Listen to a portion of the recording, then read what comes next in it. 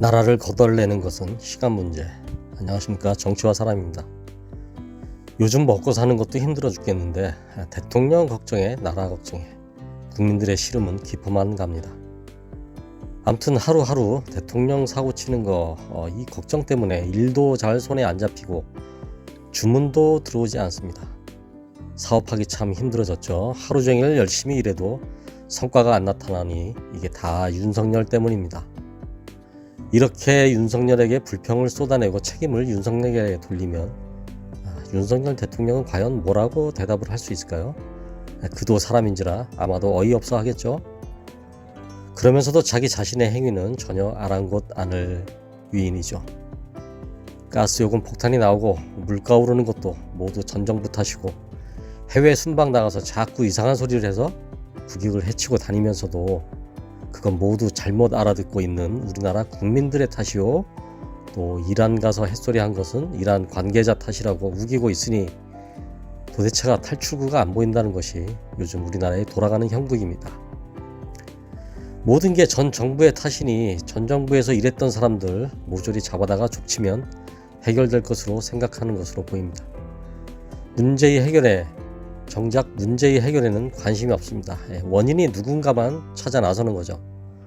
그저 지금의 좋지 못한 상황이 누구 때문인지만 주구장창 뒤져서 그 사람만 처벌받게 하는 것으로 자기 자신들의 책임은 없음을 증명하려는 것이 윤석열 정부의 특징입니다. 현재 우리나라에 닥친 문제가 뭔지를 파악하고 나면 그 문제를 해결하는데 국가의 역량을 동원해야 하는데, 절대로 자기 자신들의 잘못은 아니라는 것을 증명하기 위해서 엉뚱하게 전 정부 사람들을 뒤지고 족치는 것이 그게 국익을 위해서 꼭 해야 되는 일인지 이 분간을 잘 못하는 것 같습니다.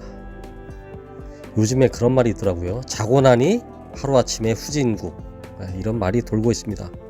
지금의 우리나라 상태를 잘 보여주는 말이죠.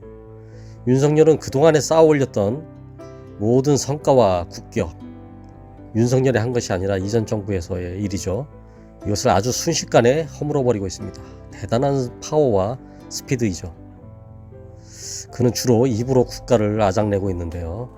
전에 바이든 날리면 이때 바로 윤석열 대통령에 대한 확실한 교육이 좀 있어야 한다는 생각이 많이 듭니다.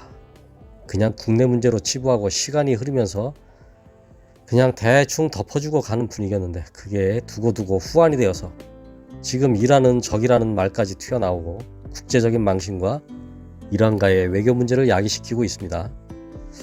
미국에서의 이 발언 문제가 이전에 발생이 되었을 때 그 문제 갖고 혹독한 평가도 내려지고 제재가 이루어지고 해야 입을 잘못 놀리면 큰일 날 수도 있겠구나 라는 이런 생각을 하고 조심했을 텐데, 이걸 또 쉴드 쳐주고 잘 들어보면 날리면이라고 또 말도 안 되는 방어를 하고 또 이걸 또 감싸고 도는 바람에 윤석열에게는 그게 자기가 대통령이니까 상관이 없구나 라고 하는 잘못된 신호를 전달해 주었다는 생각이 듭니다. 그러나 이러한 발언은 이건 주워 담을 수 없는 외교 문제이기 때문에 반드시 이에 대한 대가를 어떤 방식으로든지 간에 치러야 하는 상황에 이르렀습니다. 엄청난 국익에 손해가 발생이 되는 그런 지점이죠.